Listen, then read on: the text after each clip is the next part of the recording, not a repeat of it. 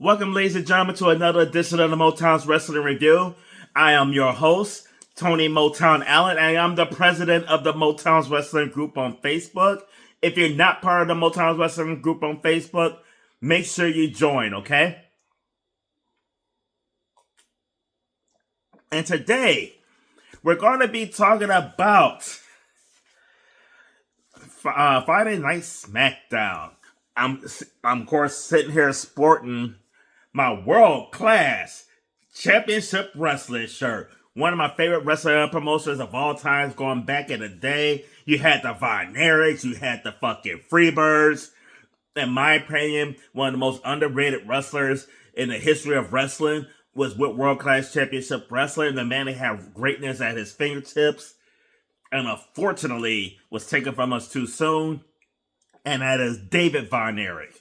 So, sporting world class today and everything. This got a little bit of nostalgia going back to that's really for the older wrestling fans, the ones my age and everything. I think if you like under the age of 40, you might not know world class. But anyway, Friday Night SmackDown kicked off with Randy Orton saying the same shit that he said last week. I mean, the promo was almost so identical to last week.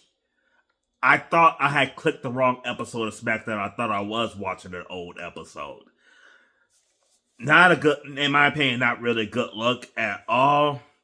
But Matt Cardona comes out with his broken arm, gets in Randy Orton's face, basically challenging him to a match later on with said broken arm. And of course, they're going to have that match.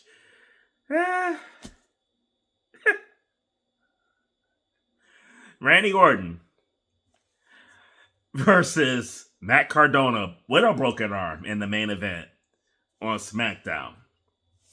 Woo, woo, woo! You know it! And then before we get to the women's tag team match, we had Trick Daddy, Trick Williams, T. Willie himself, Tricky 2 times, all his fucking nicknames. The coolest dude on SmackDown right now, because he's gonna whoop that trick. Whoop that trick. When Nick Aldis let him know that he's gonna have a match at WrestleMania. And then Sami Zayn came out, and Nick Aldis let Sami Zayn know, you suck. So right now, you don't have a match at Mania because you suck. It was almost my moment of the night. It almost was. Until we saw what happened later. Then we get the Bella Twins taking on Charlotte Flair and Alexa Bliss. And of course, Nia Jax and Lash Legend are there. They were talking shit before the match started. But this match I actually gave a B. I thought it was a pretty decent match. Lash KO'd Alexa by accident. Well, not by accident, but Lash KO'd Alexa during the match to help the Bellas get the win. So yeah, the Bella bitches had to cheat to win. We know they can't beat Charlotte on their own. Then Lash Legend and Nia Jax went on to beat the dog shit out of both teams. Well, not necessarily the dog shit, but you get what I'm saying. And then out comes that bitch Bayley and fucking Laura Valkyria to get rid of Lash and Nia Jax, though. So that was what it was, though. But the match itself, though, was pretty entertaining. I did give that shit a B.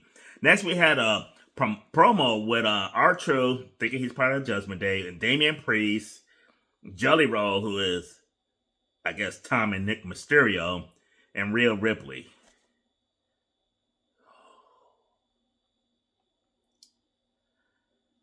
I'm just gonna say it now. There's no sense of waiting till after the video. This was my tap out of the night. Like, this shit was fucking horseshit.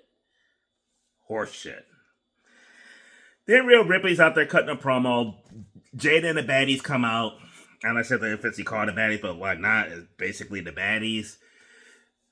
But Rhea was talking shit about, like, she expected from Jay, but didn't respect. This promo, I kind of have mixed feelings on it, though. Like, I didn't think it was bad for Jade, but it kind of sucked for Rhea, to be honest with you, though. But they get the jump on Rhea Ripley, rightfully so. Jade hit her with the Jaded, rightfully so. I think that was, as much as I love Mommy, I think how this promo ended with them taking Jade out was a good touch leading into WrestleMania in 3 weeks. And in my opinion, and we talked about this in the Motown's wrestling group as far as some of the posts there, I still stand behind it. Rhea Ripley needs to win this match. I mean, damn. Jade Cargill should win this match. Jade Cargill needs to win this match. This is not a match that Rhea Ripley needs at all. Rhea Ripley can lose to Jade Cargill and be just fine. This will make Jade Cargill a fucking star. So, hopefully the WWE gets this right. Next we got Kip Wilson versus Jelly Roll. Jelly Roll could be the first celebrity to wrestle on SmackDown, to the best of my knowledge. I mean, normally, Jelly Roll was really involved with SmackDown this week. Like, almost like I'm always been sick of him, but Jelly Roll gets the win, his first win, and they made a big deal how this is his first one-on-one win. Actually, his first win ever. It's only his second fucking match. And for those who don't remember, his first match was a tag team match when he teamed up with Randy Orton, a man that he idolized, likes, and respect a lot, though. But I gotta give the devil his due, though. This match wasn't bad. No, it wasn't good. It wasn't great, but it wasn't bad. I gave it a C.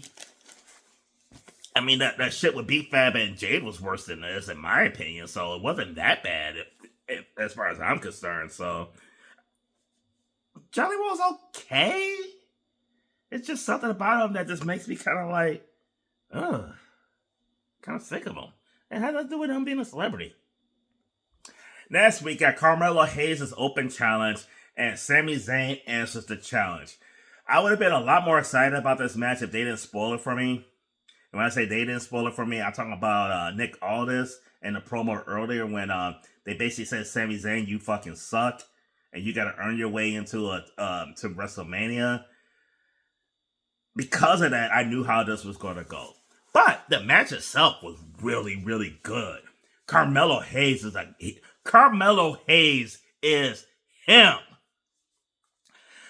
Sami Zayn was jumping off the top rope, and this motherfucker hit a beautiful drop kick on a moving target, jumping off the ropes at him. Respect, dude. Respect. Now, during this open challenge, though, we did have Trick Williams out there because he's going to whoop that trick. Whoop that trick. Whoop that trick. Yeah, wrong trick. Match ended with Trick Willie did get involved with the hit Sami Zayn. Sami Zayn ducked way before the punch was thrown. It almost looked like Trick Williams hit Carmelo on purpose because quick as Sami ducked, and by the time the punch hit, he had time not to do it. Like, Jesus. Like, he didn't even, start the punch until Sami was out the way. This led to the hell of a kick by Sami Zayn to get the 1, 2, 3, and Sami Zayn is your new United States champion. Hate the outcome, hate the way they got there, but I really liked the match. This was the match of the night, in my opinion. I gave this match an A-. It despite it not going the way I wanted it to go, very, very good match. And Jacob Fatu is out there cutting a promo on Drew McIntyre, all beat up and everything for what happened last week and everything. Talking about how Drew took this from him, took that from him, taking food off his table, taking food from his kids. Drew come out there, cut a promo, talking about how he's been the one that's been wrong, all beat up and everything. And he's like, you talking about your kids? I don't give a shit about them motherfuckers. Then Nick Aldis comes out before they started fighting, even though these motherfuckers could barely move, much less fight. Set up the match for WrestleMania. We're going to get this match. It's going to be an unsanctioned match at WrestleMania. Drew McIntyre taking on Jacob Fatu. And I'm really actually looking forward to this match. Even though it's unsanctioned, I am really kind of looking forward to this. This is the most interested I've been in anything involving Drew McIntyre in for fucking ever. So this ought to be interesting to see how this goes. Next up, we got a match with Julia taking on Tiffany Stratton. In the back, they had a promo segment with Tiffany Stratton And Chelsea Green, I love how Chelsea Green's there every week, hurt or not. Well, lately hurt, but I love the fact that she's there every week. And I don't know about you, but I think Tiffany Stratton be watching my show because when Tiffany Stratton took on Kiana James, and I'm like, this is the battle of the titties. I'm like, Kiana kind of Tiffany. I don't know if y'all know this, but Titty Time is looking a bit more out there this week than she has been for the last 2 weeks. He like, welcome back, Titty Time. I will put it on her like dice. But the match itself was okay at best. I gave it a C. I don't understand the big fascination with Julia. This was a non-title match, which kind of had me scratching my head on why when Tiffany goes for the prettiest moonsault ever, why she got the knees up and pinned her. Like, it really made no sense to me at all. But I gave this match a C though, but I give them titties my moment of the night.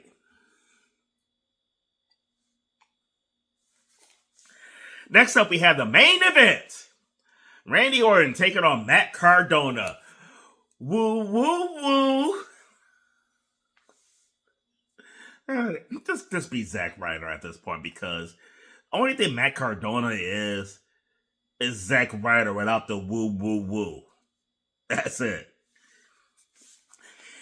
Matt was channeling his inner Bob Orton, so Randy Orton actually got a taste of like what it's like to face his daddy back in the day when Matt was using the broken arm cast on him. Don't tell me that Matt Cardona's been sporting this cast for like 15, 20 years like Randy Orton's dad did. But it was a beatdown, it was a squash match, it was an RKO, it was a 1, 2, 3. It was me sitting there scratching my head on why the fuck was this the fucking main event of the pay-per-view. As much as I love Randy Orton, I gave this match a C. Part of it was placement. Like, this is how we go. This is the last match of the night? I mean, it's bad though. We are... Let's say Matt Cardona's parents was in the arena. There was nobody, and I mean nobody, in that arena that thought Matt Cardona was going to win. But then, of course, Cody came out on the bus. Then they went to commercial break. And during the commercial break, you see Cody take basically the entire commercial break to even get near the ring. He comes out there brawling and everything because, Cody Rhodes all butthurt because he got the Randy Orton he asked for. Then Jelly Roll bringing his 300-pound lost ass out there.